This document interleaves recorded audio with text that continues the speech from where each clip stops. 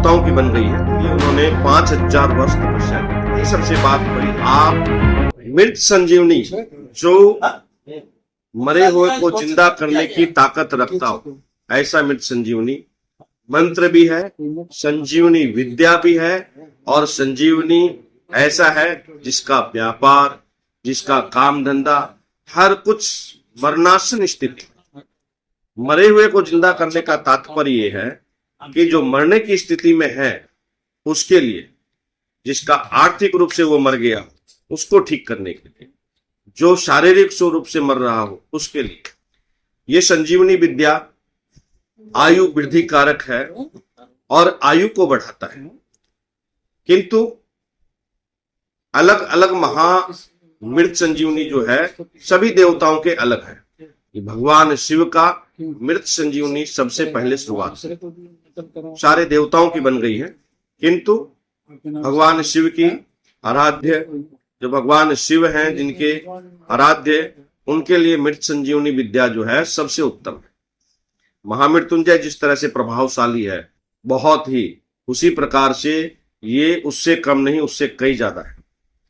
इसका करना लोगों के लिए बहुत ही हितकारी है, किंतु न्यास विधि में ही लोगों को मिस्टेक होता है। पहले विनियोग और न्यास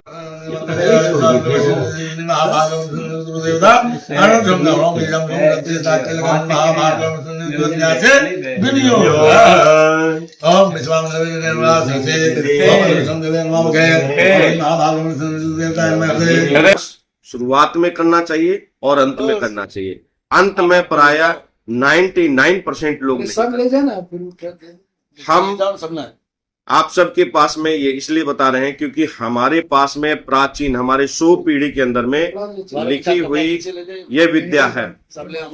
आयुर्वेद की भी जब हमारे पूर्वज लोग दवा देते थे, इसी मंत्र का उच्चारण करके देते थे।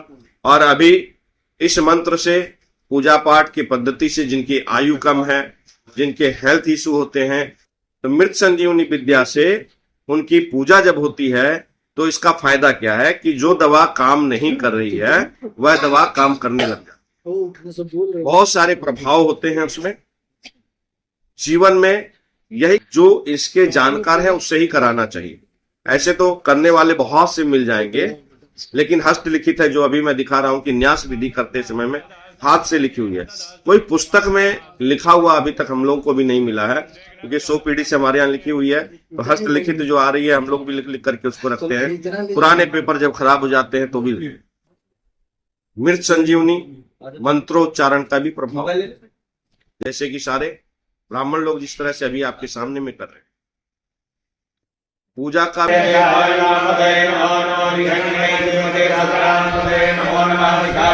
भी प्रभाव है। घर पे भी हो सकता है, गंगा किनारे भी हो सकता है, और भगवान शिव के मंदिर में भी हो सकता है। कहीं आप जाकर के बनारस जैसे स्थान पे भी करवा सकते हैं। जितने भी ज्योतिर्लिंग हैं उन पे भी करवा सकते हैं। यह विद्या भगवान शिव के द्वारा भार्गव ऋषि को आशीर्वाद स्वरूप में दिया गया था। भार्गव ऋषि का पहला नाम है, उसके बाद शुक्राचार्य जी उनका नाम पड़ा। भार्गव ऋषि राक्षसों के गुरु थे और राक्षसों के हित के लिए उन्होंने 5000 वर्ष तपस्या की। 5000 वर्ष तपस्या करने के बाद भगवान शिव को वरदान देने के लिए माता पार्वती ने कहा कि आपके भक्त आपको बुला रहे हैं, आपको आशीर्वाद देना होगा, उनको वरदान देना होगा। भगवान ने कहा पार्वती से कि देखो, यह जो मांगना चाहता है वह असंभव है, अगर मैं दे दूंगा तो विनाश की स्थितियां हो जाएंगी। ऐसी स्थिति में क्या किया जाए? भगवान शिव ने अपना शरीर विकराल बनाया और शुक्राचार्य जी को उठा करके निकल गए लोक हित के लिए। लेकिन शुक्राचार्य जी भी कम नहीं थे। जैसे ही उनको आभास हुआ कि भगवान शिव ने मुझे निगल लिया है, तो वह सूक्ष्म कीड़े के रूप में उनकी नाभि में जाकर के बैठ गए। 5000 वर्ष तपस्या फिर की। जब 5000 वर्ष बीत गए तो भगवान शिव को मजबूरन जो है यूरिन के द्वारा उनको बाहर निकालना पड़ा। तो जैसे ही वह जब धरती पे आए, आते ही उन्होंने कहा कि आज से भगवान शिव ने कहा कि तुम्हारा नाम शुक्राचार्य होगा। हे भार्गव ऋषि, आप क्या चाहते हो मैं जानता हूं, किंतु लोकहित के लिए अगर आप चाहते हो तो मैं आपको देने के लिए तैयार हूं।